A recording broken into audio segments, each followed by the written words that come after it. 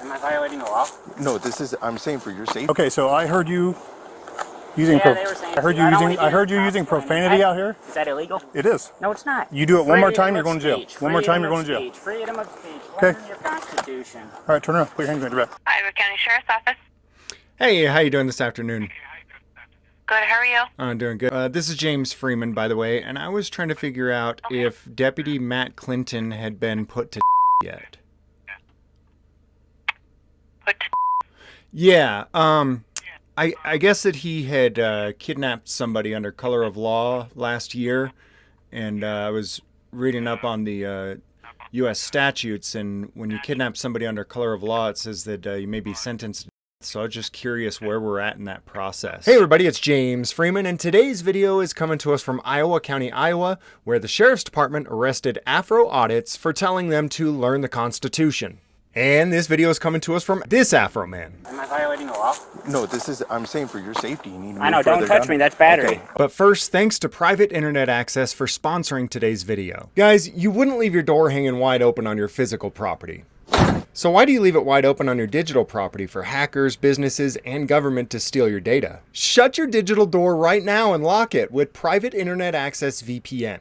Private Internet Access hides your IP address and safeguards your internet connection through an encrypted tunnel. Private Internet Access is excellent for entertainment as well. A lot of streaming services such as Netflix, Hulu, Prime Video, and even YouTube have region-specific content available. So in the US, you may be able to get content that's not available in the UK or Australia, and vice versa. Private Internet Access has servers all over the world, so you can log into the region-specific server you need to in order to get the content that you want.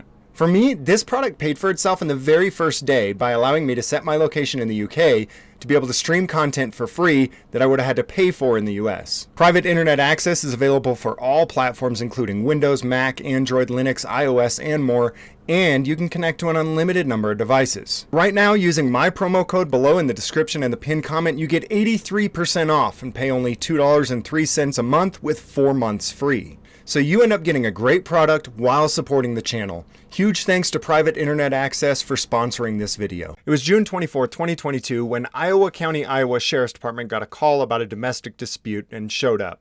Afro audits also showed up and was on the street, on the public street recording. Immediately, one of the officers noticed him, walked up, and immediately went full tyrant, started bullying him and saying he couldn't be anywhere near them for his safety.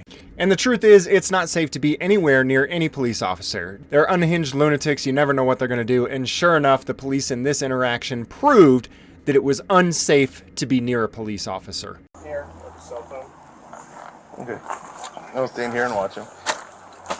You need something, bud? All right, and back away. Don't be a moron. What's that? I said back away from here. Notice it appears that the public sidewalk is right here, and Afro Man Audits is way over there.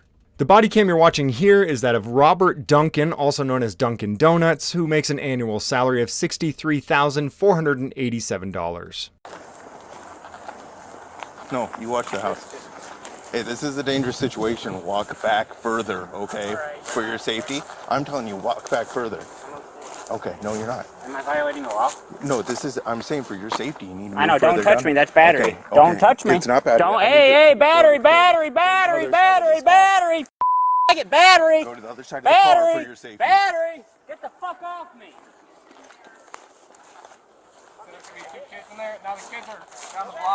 So there's different legislation and statutes for this state by state. In the state that I'm in New Mexico, putting your hands on someone is called battery.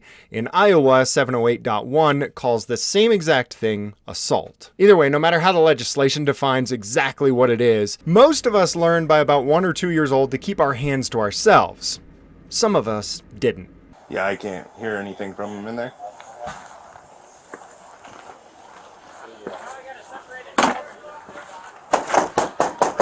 Austin, come on out, buddy. We need to talk to you. Come to the door with your hands up. A little bit later, a different deputy, Deputy Matthew Clinton, with an annual salary of $58,718, goes across the street to the home of Chris and Amanda Bush to try to solicit a disorderly conduct from them.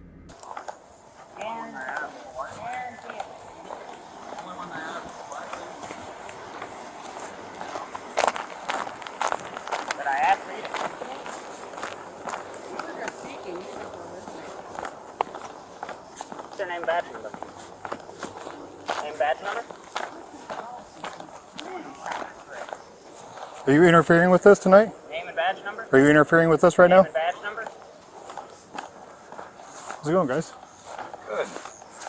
This guy causing a disturbance in your neighborhood? Yes, he is. Is he? He's Could you, screaming obscenities and swearing, and yeah. Yeah, I have children in this house. If you could remove them for us, that would be Okay. much appreciated. I'm much I'm going to give him one appreciated. warning if he keeps it up. Okay, so I heard you using Yeah, they were saying shit. I heard you I'd using only I do heard you cops using claiming. profanity out here? Is that illegal? It is. No, it's not. You do it one more time, Freedom you're going to of jail. speech. One more time, you're Freedom going to of jail. speech. Freedom of speech. Okay. Learn your fucking Constitution. All right, turn around. Put your hands behind your back. Afro Audits was arrested and booked into jail initially on charges of disorderly conduct for cussing in public. However, someone quickly informed the deputies that it's definitely not illegal to cuss in public, which is clearly established in a Supreme Court ruling from 1971, Cohen v. California. In this case, it wasn't even on a public sidewalk, which would be a traditional public forum where the most free speech is going to be allowed. It was inside of a courthouse that a man walked in wearing a sweater that read, "Fuck the draft." He was arrested and charged with disturbing the peace and even convicted, but he appealed his case all the way up to the Supreme Court, with the question of whether or not this conviction violated his right to free expression. The court's ruling? Yes, the conviction violated his First Amendment. The state tried to argue that sensitive groups, such as women and children, should be protected from seeing and hearing things that they don't want to see and hear. Yeah, I have children in this house. But the court ruled that Cohen's rights did not end where snowflakes started melting down. In a society as diverse and populous as the United States, the free exchange of ideas, even offensively expressed ideas, is a virtue worthy of First Amendment protection. Allowing the state to prohibit the public display of one offensive word would open the floodgates to the state restricting even more language, and inevitably to the state prohibiting the expression of certain ideas. So the Iowa County prosecutor changed the charges to interference with official acts. 10 months later, the case went to trial and Afro Audits was found not guilty. But what about the deputy that assaulted him and the other one that kidnapped him? And I say kidnap because an arrest is when you legally and lawfully take someone into custody for breaking the law.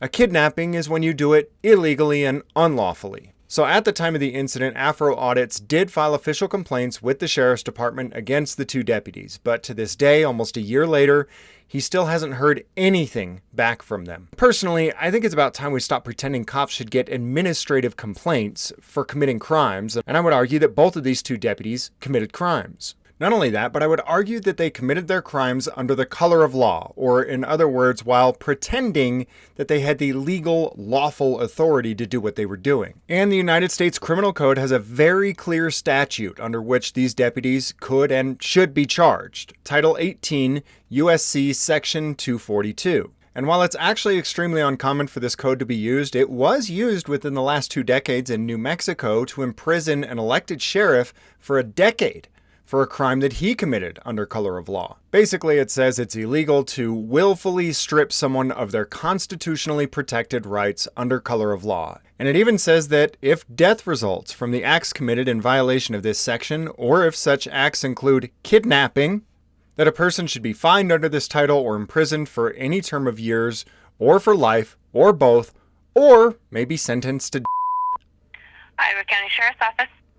Hey, how you doing this afternoon? Good, how are you? I'm doing good. This is Realjamesfreeman, by the way, and I was trying to figure out if Deputy Matt Clinton had been put to yet.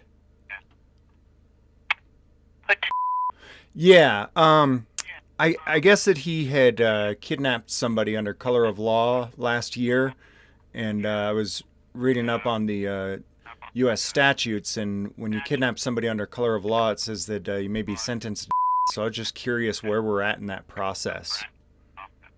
Well, about our officers, if you have any questions, I can direct you to the sheriff's office, the Sure. sheriff's voicemail, Okay. if you would like that. Okay, you don't know anything about whether he's been put to yet or not, though? No, Okay. I don't. Sure. I'll go ahead and just leave a message with the sheriff, I guess.